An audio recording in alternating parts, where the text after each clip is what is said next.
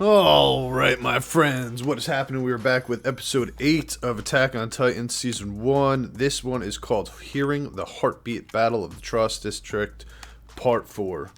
In the last episode, Mikasa found out about Eren, which was, she went through a roller coaster of emotions, just in like a very short amount of time. And it wasn't until that giant elf titan showed up in the last episode that we felt like we had any sort of, ability to push back on them whatsoever, but that thing kicked their ass, and he was juking and jiving, you know, he was doing it all.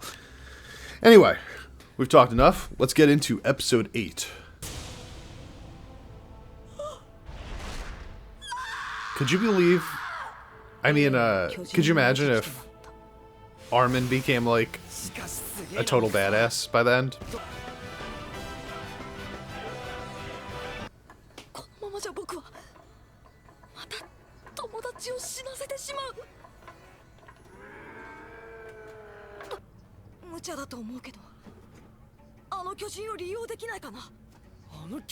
Doesn't sound crazy to me, man. Yeah.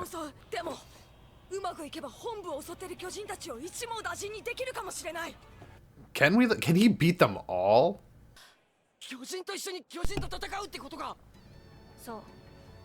Yeah, you don't want to have a Titan on the team? I would want to have a Titan on the team. Yeah, there you go. Boom.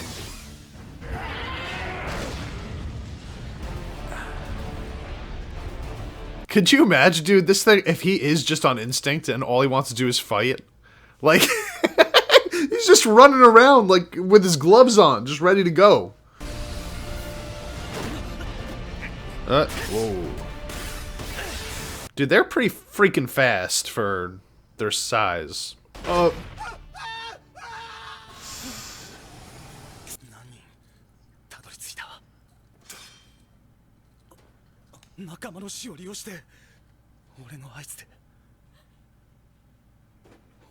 Jesus, man. There's probably people in like all these. They're probably hiding in like every building.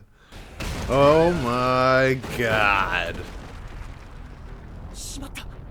Oh my god. What is this?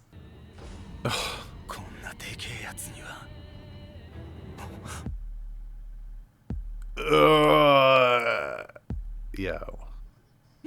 The sound design though, bro.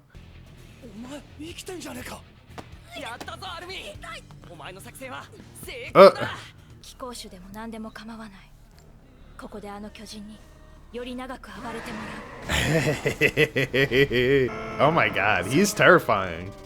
I am so happy he's not against us right now. The punt though.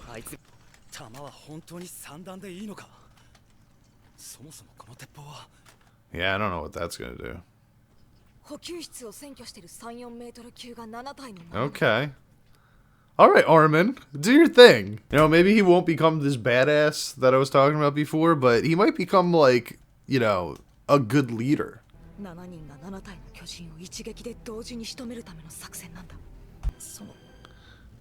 I mean, yeah, it's a great plan, but it is going to fail. There's like a 2% chance in my brain that all 7 of them bite the dust at that moment.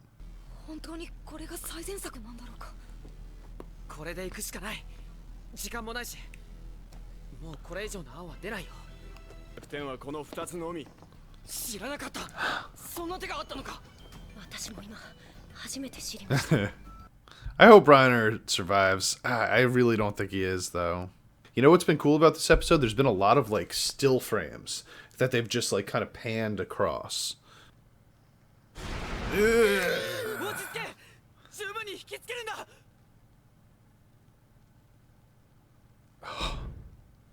It's so scary. Oh, he's there. He can eat you from where you are, bro. Wow. That looks like it hurt them.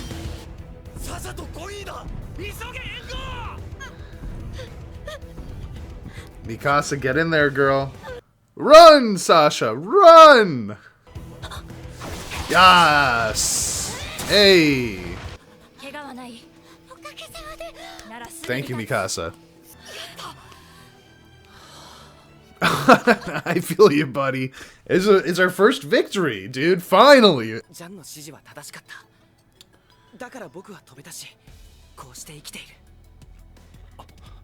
This feels way too happy. This moment feels like it cannot last. Oh. Got him? Yes! That's true. They can't think of him like that, but... Oh! He lost a freaking arm! That's a nice move.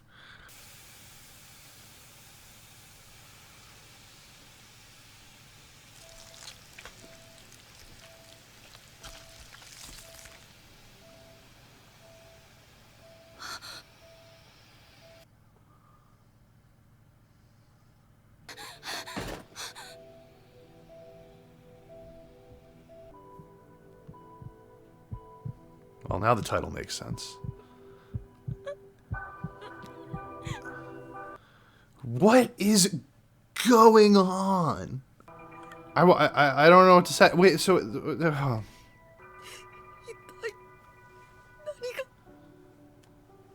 Well, he hasn't said anything yet, so I'm like still hesitant to be happy.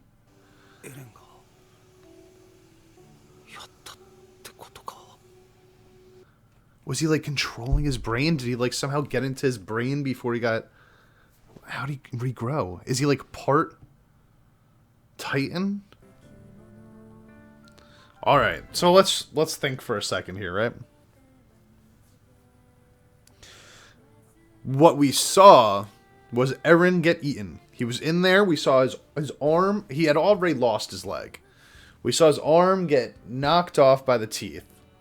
But he was still in there. We saw the swallow, too.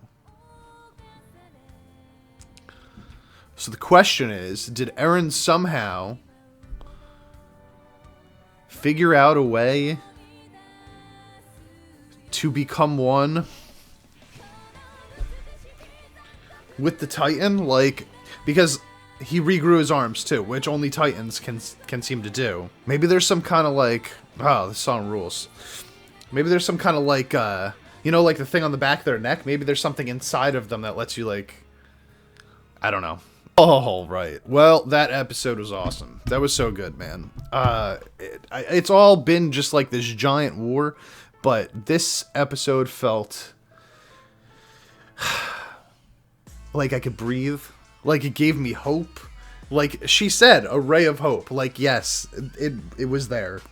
And we got Eren back. I don't want to say that we got Eren back, because I don't know if Eren's back. I don't know. Maybe we need to just keep throwing Eren into Titans' mouths. Finally, in this one, with Mikasa leading the crew, and apparently Eren, as like a weapon of mass destruction over here, actually gave us a moment of relief. A moment that we can say, wow, maybe we can actually do something against these guys. And it's, I gotta tell you, man, 7 episodes, it took 7 episodes to build the idea that the Titans were unstoppable. And that we would just keep losing. And there was nothing that we could do about it. You know, and a lot of shows would go into this and they would say, okay, we're gonna do 1, maybe 2, tops 3 episodes where we're gonna show you how brutal the bad guys can be before we give the good guys a win. Because it's hard for people to watch, you know, just loss and devastation over and over again, right?